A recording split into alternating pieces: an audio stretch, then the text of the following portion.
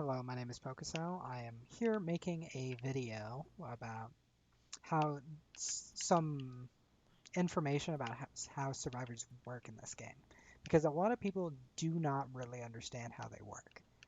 So this is the first thing I'm going to show off. So survivors in this game, they are way more complicated than you may think. So this is the first thing, dependent survivors. So Natalie here is dependent on Jeff. So she only follows Jeff. She will not listen to anything you do. She will not go to any waypoint marker until Jeff does.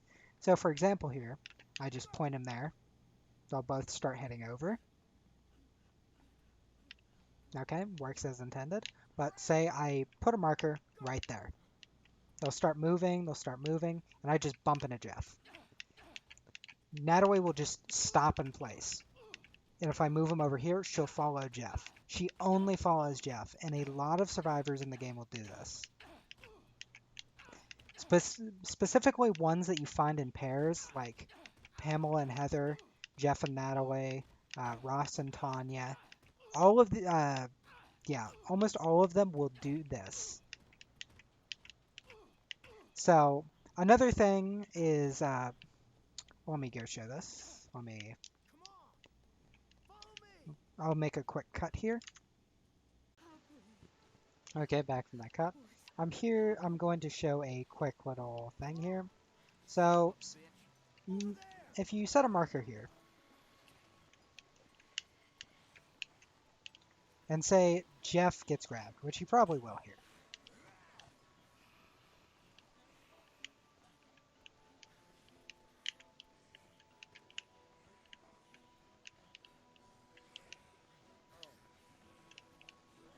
But I need to stop Natalie. See, Natalie stops because Jeff is her waypoint, and her waypoint is grabbed. He got freed, so she's actually moving now. And this applies to any time. So when you are calling the survivors and say you get grabbed, you are their waypoint, so they will stop. See, Jeff is completely stopped. He has stopped moving, and even if I get them free, he will not start moving again until I call him again, because he is in a state where he needs to be reset by either being called, being hit, or being grabbed. And also, whenever you have a bunch of survivors, say I rescue 8 survivors, and I point them all at the security room here. All the survivors will be heading this way, and say the second one in the conga line gets grabbed, then that survivor will will stop, and every single survivor following them, for some reason I don't understand, they will all stop as well. But the ones in front of them will not stop. They'll just keep on going. Okay. Now let's go show off something else. So I've recruited Jeff here to show this little concept off.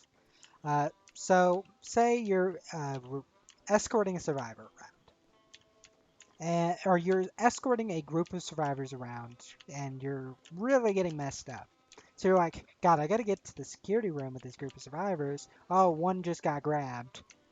You're just like, oh, follow me, follow me. And then you just go, oh, go over there. Let me go rescue this survivor over here. See how Gordon isn't actually following the marker. He's just trying to get to me.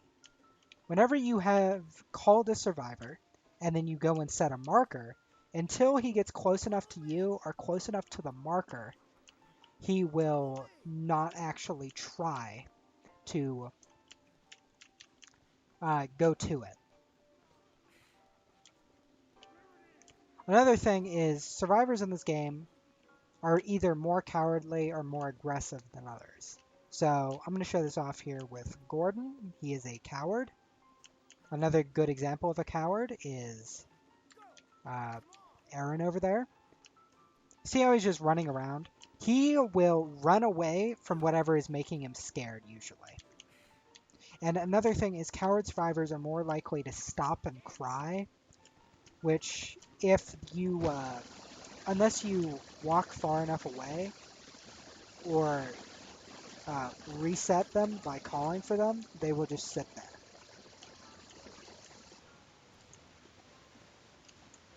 Lastly, I'll show this off with a aggressive survivor. Okay, Kendall here is an example of an aggressive survivor. So I'll quickly recruit him, and then I'll go and turn the zombies back on. So say I'm just like, go here. So he got hit there. So whenever Kendall gets stopped, he is more likely to just stop and shoot.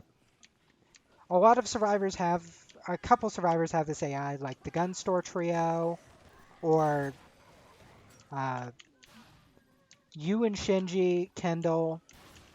See, he won't even try and follow me until I tell him to follow me, because he is too busy trying to kill the zombies.